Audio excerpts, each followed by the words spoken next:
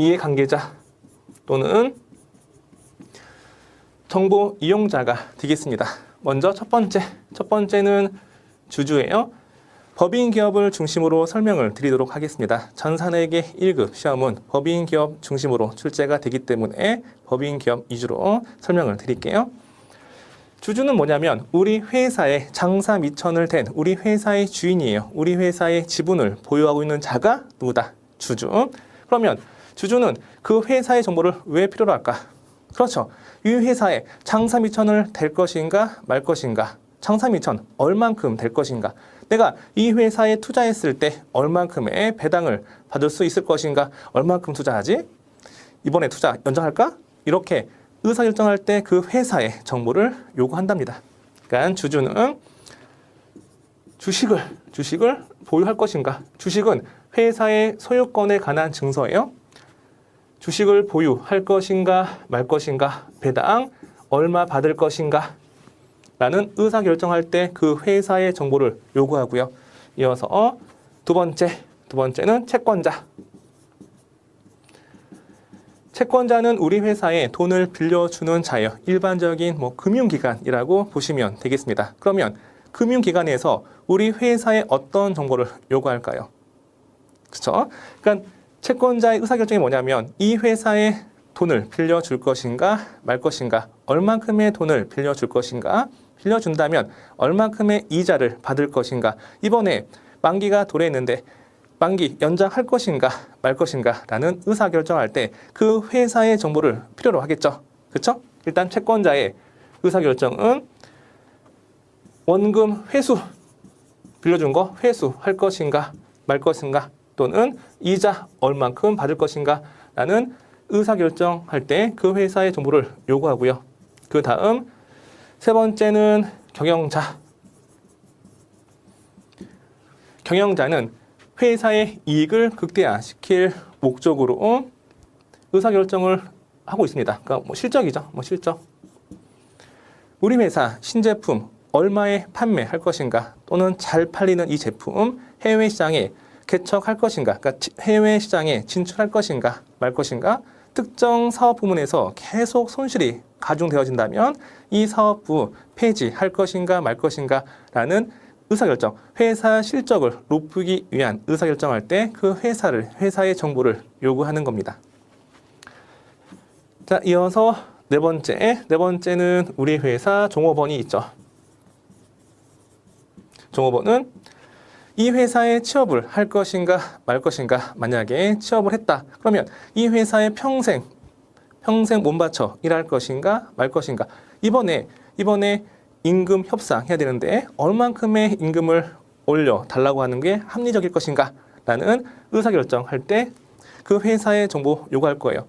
이 회사 보니까는 얼마 지나서 곧 망할 것 같아. 그러면 다른 곳으로 이직도 해야 되겠죠. 그러니까 그런 의사결정할 때 정보를 요구하는 겁니다. 근로자, 직원은 임금 협상,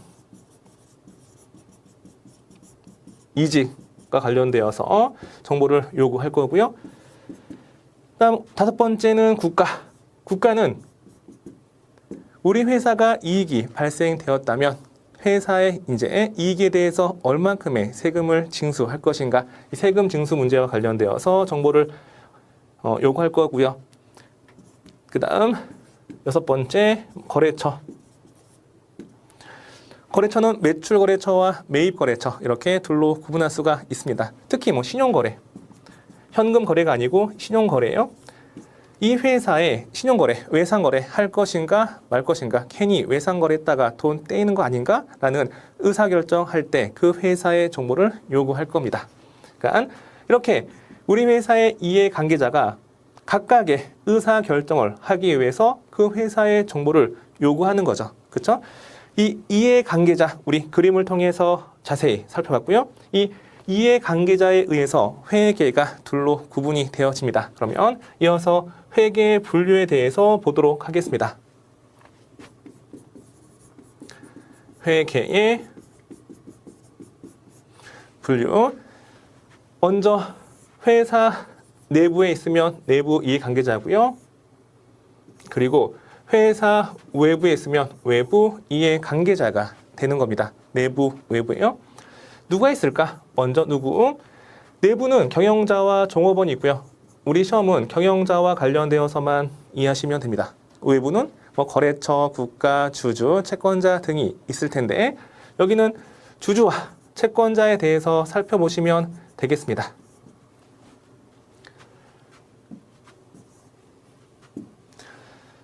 그 다음 회계 분류죠. 그러니까 여기는 누구이고요. 여기는 회계예요. 회계에 경영자에게 정보를 전달하는 회계가 뭐냐면 경영자는 회사를 관리하기 때문에 경영자를 위한 회계가 바로 관리 회계가 됩니다. 그러면 주주와 채권자를 위한 회계를 뭐라 할까? 여기를 재무 회계라고 하는 거예요. 우리가 배운 회계는 이 재무 회계가 되겠습니다.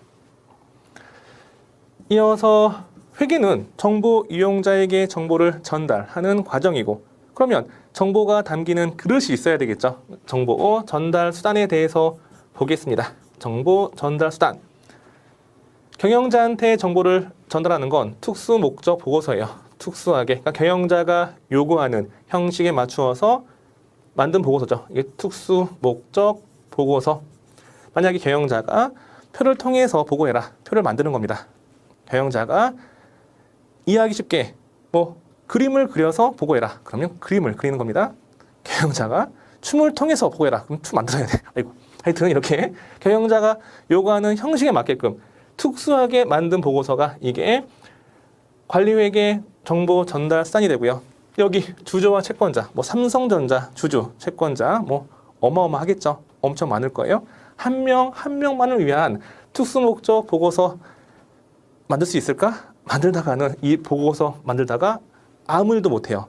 회사에 영업활동 못합니다. 그러니까 주주와 채권자는 무수히 많고 무수히 많은 사람들이 요구하는 그 목적이 있을 거예요. 그 목적을 사회적으로 이제 합의된 기준을 만들어서 그러니까 여기가 일반 기업회 기준 또는 국제 회계 기준이 있습니다. 이 기준을 만들어서 보고하는 거지. 그러니까 여기는 사회적으로 도출된 어떤 법적 기준이 있다 없다? 여기는 없어요. 없는데 여기는 법에 의해서 만들어진 뭐 외관법이라고 해요.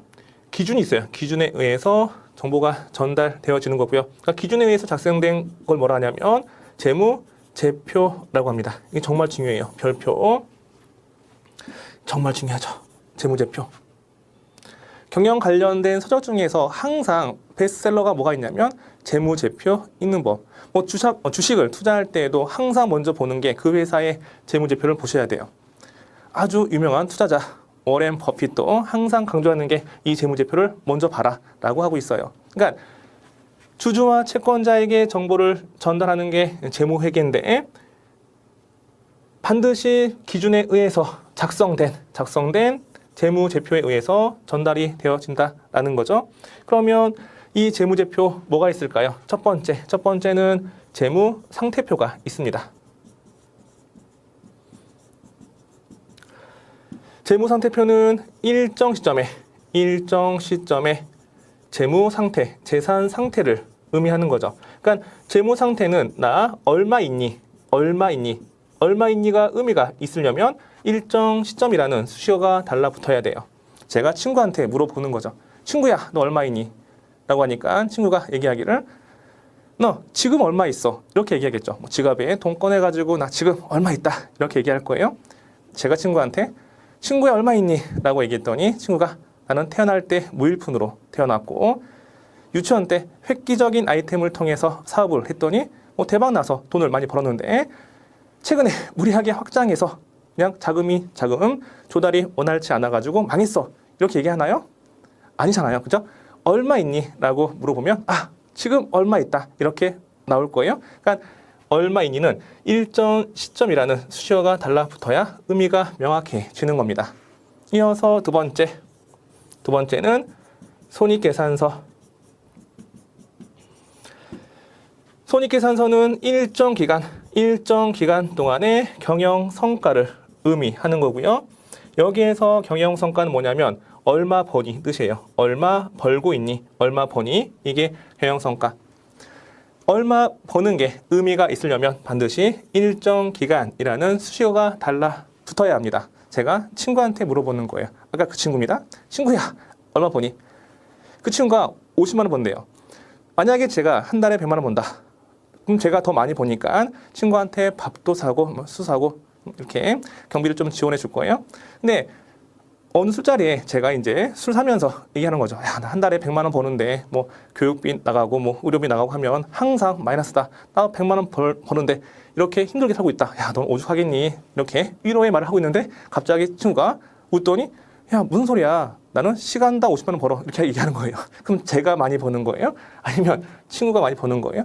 친구가 훨씬 많이 버는 거지. 왜 사주고 있어? 얻어먹어야지. 그렇죠? 그러니까 얼마 버니가 중요하긴 해. 근데 명확하게 의미를 갖기 위해서는 반드시 일정 기간이라는 수식어가 달라붙어야 돼요. 그래서 우리 일상생활에서 1시간당 얼마 번다. 이게 뭐예요? 이게 시급이 되는 거고, 또 일주일간 얼마 번다. 이게 주급이 되는 거고, 한 달간 얼마 번다. 이게 월급이 되는 거고, 1년간 버는 돈을 연봉이라 하잖아요. 그렇죠? 그러니까 반드시 얼마 버니 앞에는 뭐가 있어야 된다? 일정 기간이라는 수식어가 달라붙어야 그 의미가 명확해지는 겁니다. 이것이 잘 나와요. 재무 상태표는 일정 기간의 재무 상태이다. OX. 당연히 X지. 일정 시점에 재무 상태가 되는 거고. 질문. 손익계산서는 일정 시점의 경영 성과이다. OX. X죠. 그쵸? 일정 시점이 아니고 일정 기간의 경영 성과를 의미하는 겁니다. 이 두 가지가 주요 재무 제표가 되는 거죠. 가장 중요해요. 재무 상태표. 과거에는 대차 대조표라고 했어요. 영어로는 밸런스 시트 BS 이렇게 표시해서 쓸 겁니다. 또 손익계산서 인컴 스테이트먼트 IS 이렇게 줄여서 보도록 하겠습니다. 회계는 정보를 전달하는 거고 정보 이용자가 이 두 가지를 가장 궁금해하는 거죠. 우리도 사람을 처음 만날 때 가장 궁금해하는 게 두 가지예요. 어디 사시고요. 직업이 뭐예요? 아, 어디 살고 있다. 강남이야. 청담동이야. 돈이 있겠네. 직업이 뭐예요? 변호사야. 의사야. 많이 벌겠네. 그렇죠? 두 가지면 끝나는 겁니다. 그래서 얼마 있니와 얼마 버니를 정보 이용자가 요구하기 때문에 이 두 가지 정보가 제공되어지는 게 주요 재무제표라고 말씀을 드릴 수가 있겠습니다. 자, 이어서 일단 우리 교재를 다시 볼게요. 회계 분류를 보면 내부 이해 관계자를 위한 회계가 관리 회계고 외부 이해 관계자를 위한 회계가 재무 회계가 되는 겁니다. 그래서 여기 보시면 재무 회계와 이렇게 관리 회계로 구분이 되어지는 거고요. 정보 이용자, 외부 정보 이용자는 주주와 채권자, 내부 정보 이용자는 경영자가 되겠습니다.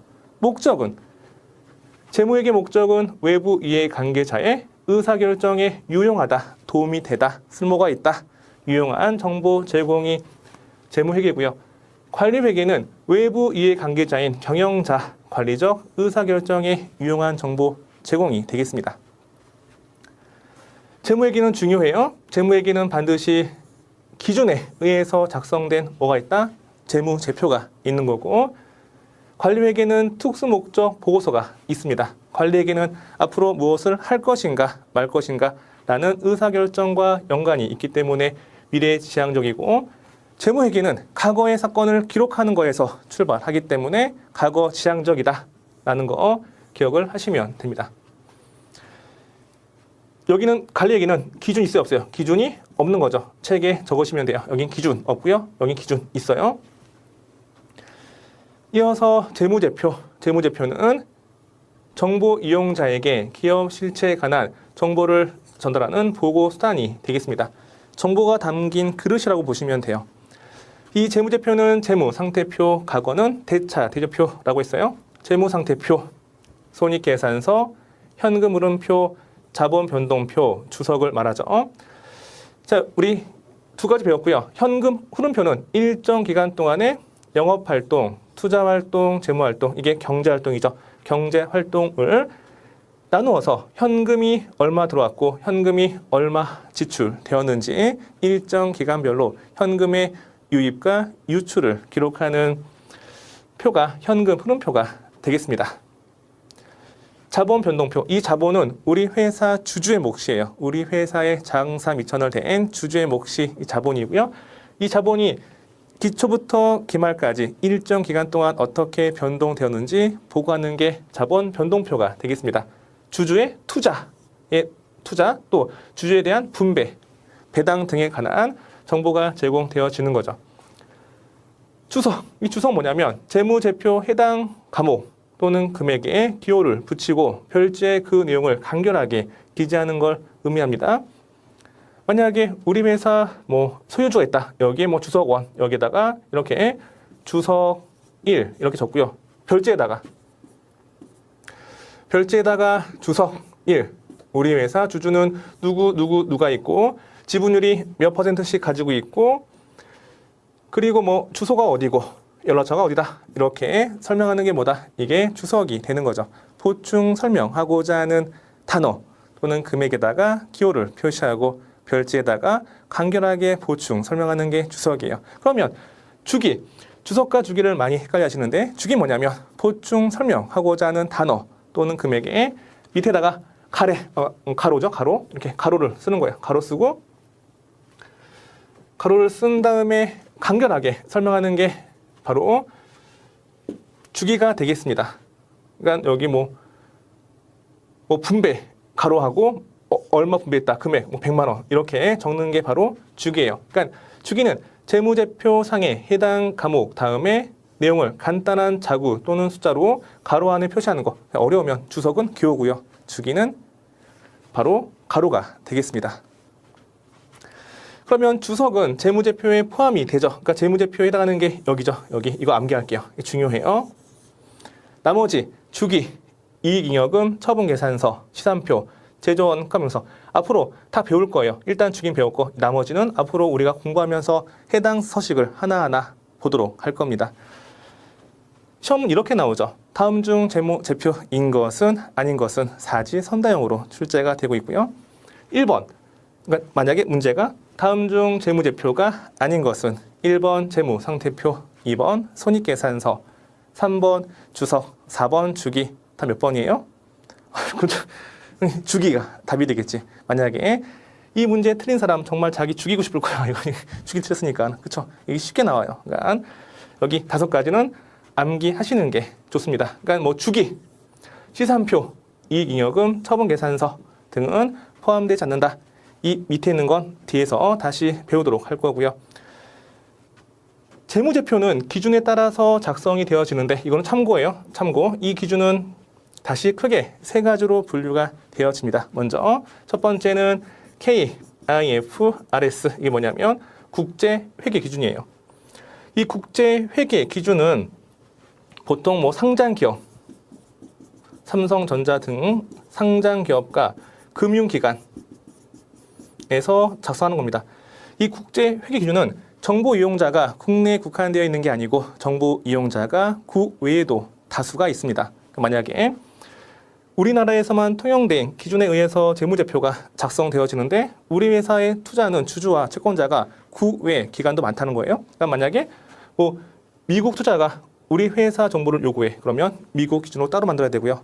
또 중국이나 일본, 아프리카 각각의 투자자가 각각의 해당 국가의 기준에 의해서 재무제표를 작성해 줄 것을 요구한다. 그러면 해당 각각의 기준 공부해가지고 만들어서 제공해야 돼. 얼마나 많은 시간과 노력이 들겠어요. 그러니까는 국제적으로 통용된 기준이 있어요. 이 국제회계 기준에 의해서 그냥 일괄적으로 제공해 주는 게 KIFRS 상장기업과 금융기관이 여기에 해당한다라는 거고요. 우리 시험은 여기에서 안 나와요. 거의 안 나와요. 두 번째는 일반 기업 회계 기준. 일반 기업 회계 기준.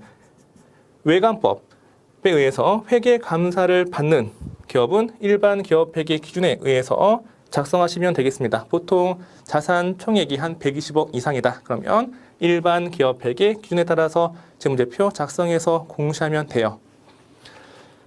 또 회계사가 외관법에 따라서 이제 회계 감사를 받는 기업이다. 그러면 회계사가 기준에 의해서 적정하게 작성되었다, 적정하게 작성이 되지 않았다. 이거를 검토를 또 하고 있습니다. 세 번째, 만약에 국내 기업인데 자산 총액이 120억을 넘지 않아요. 외관법에 따라서 회계사한테 감사를 받지 않는다. 그러면 중소기업 회계 처리에 의해서 회계 기준이죠. 중소기업 회계 기준에 의해서 작성을 하시면 됩니다. 그러니까 일반 기업 회계 기준에서 어려운 회계 처리를 아주 간단하게, 간소하고 간결하게 이렇게 만들어 놓은 게 중소기업 회계 기준이에요. 그러니까 중소기업에서 그 회계 장부 만드는 거 좀 간소화시켜 가지고 중소기업의 부담을 완화시켜 준 게 중소기업 회계 기준이 되는 거죠. 우리 시험은 2번과 3번 여기에서 나오고 있고 우리가 차근차근 공부를 하도록 하겠습니다. 자, 그다음 재무제표를 통해 제공되는 정보의 특성과 한계가 있는데 일단 과거에 발생한 거래나 사건에 대한 정보가 제공이 되어지고요. 또 얼마, 그 화폐 단위로 측정된 정보만 제공이 돼요. 우리 회사의 좋은 분위기, 우리 회사의 완만한 노사관계, 뛰어난 경영진, 이런 비화폐 단위로 측정되는 건 보고할 수가 없다 이거죠.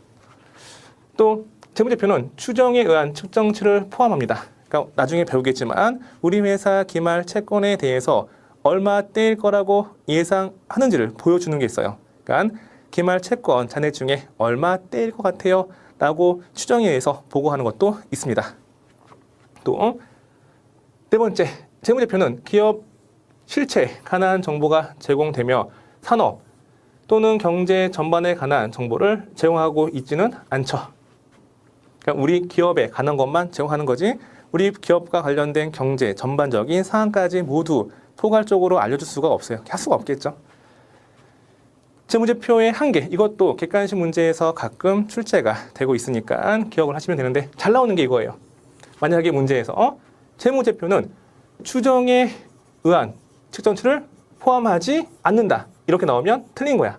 그렇죠? 포함을 하는 거죠. 이렇게 고치면 되겠습니다. 이번 시간은 여기까지 학습을 하도록 하겠습니다.